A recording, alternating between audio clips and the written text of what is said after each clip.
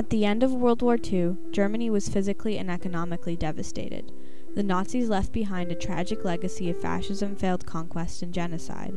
However, there existed a core of democratic pre-Nazi German leaders, scattered in exile, whose goal was to return and rebuild Germany as a strong democracy. Among these was Herbert Weichmann, who returned not only as a social democrat, but also as a Jew.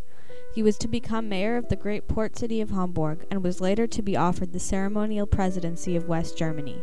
His story is a testament to the Germans' triumph in creating a stable democracy from the ashes of the Third Reich, which remains to this day a pillar of liberalism.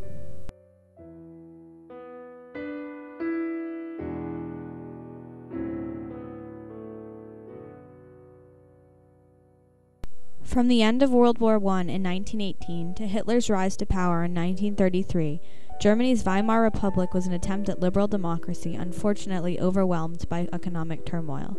The war ended with the Versailles Treaty, which forced Germany to pay $33 billion in reparations to other European countries. Its debt payments led to hyperinflation, with the German mark ultimately trading at $2.5 trillion to the dollar in 1923. Over the course of the 1920s, with foreign aid, the economy finally gained a fragile stability. However, this was to be short-lived. Following the stock market crash of 1929, the German economy again descended into chaos, with unemployment rates of over 35%.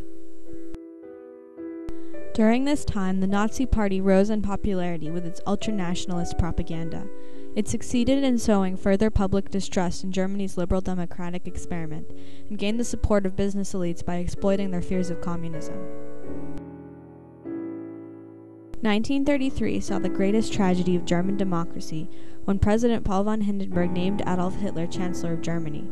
While Hitler did stabilize the German economy and restored German independence, he quickly erased every trace of democracy, exiling or otherwise eliminating all former leaders of the Weimar Republic. Despite its economic failure, the intellectual flowering during the Weimar period produced a number of extraordinary German statesmen who had worked hard to build a strong democracy. These leaders were forced to flee Germany, emigrating to countries like the United States, Sweden, Turkey, and China. When World War II began, many of these political refugees organized committees cooperating with the Allied governments to work towards Hitler's defeat. One such group was the Association of Free Germans in New York City. Among its members was Herbert Weichmann. Herbert Weichmann was born in Landsberg, Silesia, now part of Poland, in 1896. When World War I began in 1914, Herbert, like so many proud Germans, enlisted in the army. Serving as a medic for his company, he saw combat in Russia. After experiencing the horrors of trench warfare, Herbert was disgusted by the authoritarian government of Germany, which was largely responsible for World War I. He grew passionate about the democratic system whose checks and balances protected against absolute power.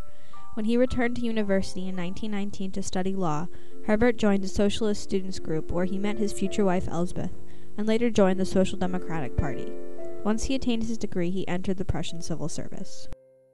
In 1928, Herbert Weichmann became a bureau chief on the Ministry of State and direct advisor to Prussia's Social Democratic Prime Minister Otto Braun, a position he maintained until Hitler came to power in 1933. Warned that he was on the Nazi blacklist, both as a social democrat and as a Jew, Herbert and his wife Elsbeth fled first to Czechoslovakia and then to Paris. They lived there for 7 years, finding work as economic correspondents for a Parisian newspaper. In this interval, the Nazi propaganda machine slowly turned Jews and other vulnerable groups into the diseases of society, in need of quarantine and eventually eradication. In May 1940, during the events leading up to the Nazi invasion of France, Herbert and Elsbeth Weichmann were arrested and held in a French internment camp as enemy aliens. In a tragic irony, while they were imprisoned as Germans in France, their family members and countless others were imprisoned and murdered as Jews in Germany. The Weichmanns managed to escape separately from the camp and reunited in the city of Marseille. In September of 1940, they arranged to be smuggled across the Pyrenees into Spain and then to Portugal. In Lisbon, they were issued special U.S. visas for anti-Nazi refugees, and they finally boarded a ship to New York City in October 1940. In New York, Herbert survived as an accountant and private financial advisor. He desperately missed the intellectual stimulation of German politics. In 1942, he applied to work as a German economics expert for the U.S. Defense Department, but was turned down. Finally, with the war's end, the full unimaginable horror of the Holocaust emerged into the public consciousness. In 1946, Herbert was joined in New York by his 16-year-old nephew Frank, whom he and Elsbeth adopted. Frank's parents, Margot and Bernard Aaron, along with Herbert's mother Irma, had been murdered in the Auschwitz concentration camp.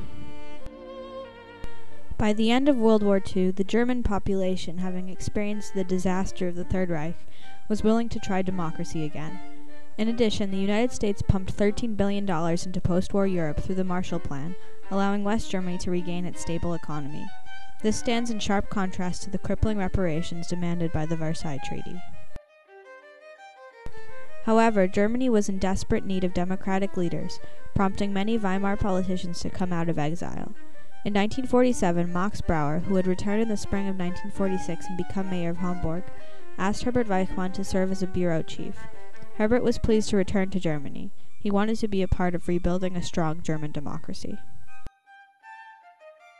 Herbert's ideological motivations were revealed when he said, "I didn't come back as a German or a Jew, but as a social democrat interested in rebuilding Germany as part of a peace-minded and democratic world."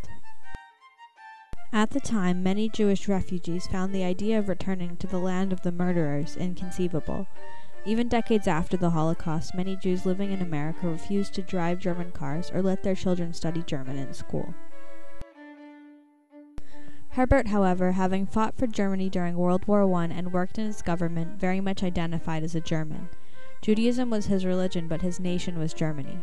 For the same reason, he did not consider moving to Israel like many other Jews. While he believed that a Jewish homeland was necessary, he knew that there was greater need for him in Germany. Working again as a civil servant, Herbert made his way up the political ladder, filling higher-level jobs as they opened up. In 1957, he was elected by the Hamburg Parliament as finance minister of the Hamburg cabinet. In 1965, a scandal forced then-mayor of Hamburg, Paul Nevermann, to resign. Herbert, well respected in Parliament, was chosen to serve out the rest of Nevermann's term as mayor. He was elected in his own right in 1966 with record support, finally retiring in 1971 at the age of 75. As mayor, Herbert was very active among the common people. He would visit the shipyard and talk to workers and local managers.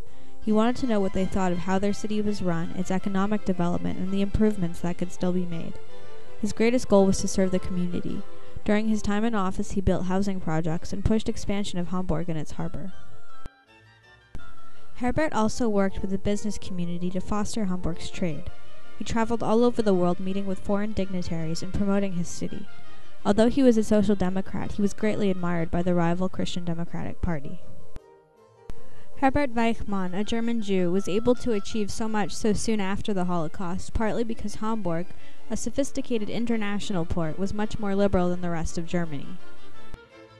In addition, much of its culture was due to Jewish intellectuals, filmmakers, musicians, and playwrights.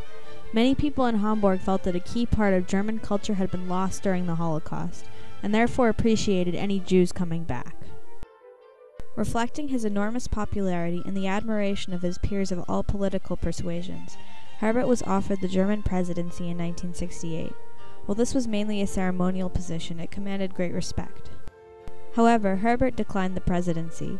He felt that it was not yet time for a Jew to be Germany's head of state.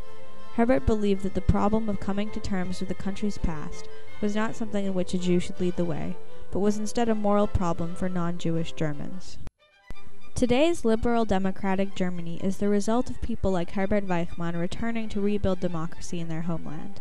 A measure of their triumph was the fall of the Berlin Wall and the reunification of East and West Germany in 1990, 7 years after Herbert's death. This victory of democracy over communism, as well as fascism, could not have occurred without the foundation they laid in post-World War II Germany. Perhaps their greatest triumph is the state of Judaism in Germany today. In September 2006, the first rabbis were ordained in Germany since the Holocaust. Before the ceremony took place, Rabbi Walter Jacob proudly declared, "Today we have made a new beginning."